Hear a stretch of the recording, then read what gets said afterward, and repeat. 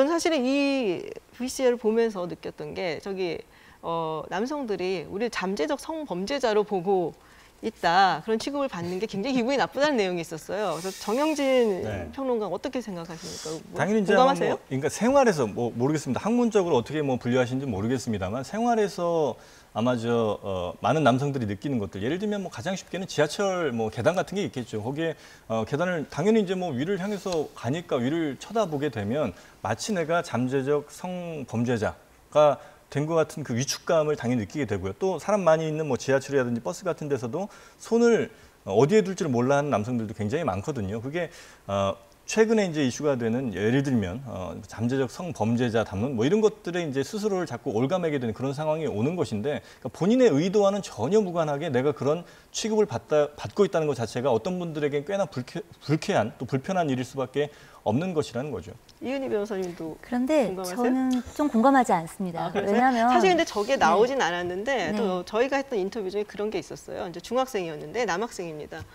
뭔가 학교에서 물건이 없어지면 남학생부터 범인 취급을 한다는 얘기가 있었거든요. 그래서 남성들도 살기는 좀 힘든 세상이긴 맞구나 그런 생각을 했는데. 그렇게 되면 안 되겠죠. 만약에 물건이 없어졌든 누군가에게 상해를 입혔든 어떤 상황이 생겼어요. 범인을 몰라요. 그런데 그것에 대한 전제가 남자일 것이다, 여자일 것이다. 이건 당연히 바람직하지 않습니다. 그건 문제가 있다고 생각하고요. 다만 성범죄자 취급을 당할까 봐 불안하다라는 건 불안함의 문제잖아요. 기분 나쁨의 문제, 불안함, 불쾌의 문제. 그런데 여성들이 내가 성범죄를 당할지도 몰라라든가 내가 어떤 범죄에 노출될지도 몰라, 약자라서 내가 어떤 위험에 빠질지도 몰라라는 거는 불안함과 불쾌의 문제가 아니에요. 그거는 위태로움의 문제고 위기의 문제란 말이에요.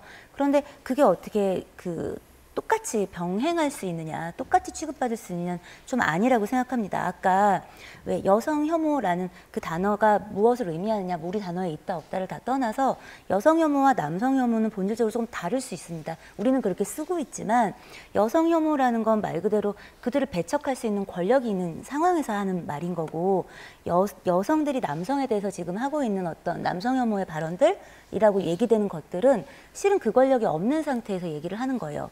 그리고 그 단어를 얼마나 광범위하게 쓰고 있느냐도 실은 어떻게 보면은 남성들이 여성을 대상으로 하고 있는 그 말을 하고 있는 사용하고 있는 사용자들의 숫자, 만약에, 그리고 이걸 오프라인 안에서 또 여성분들이 쓰고 있는 숫자를 생각하면 사실은 비교가 되지 않습니다.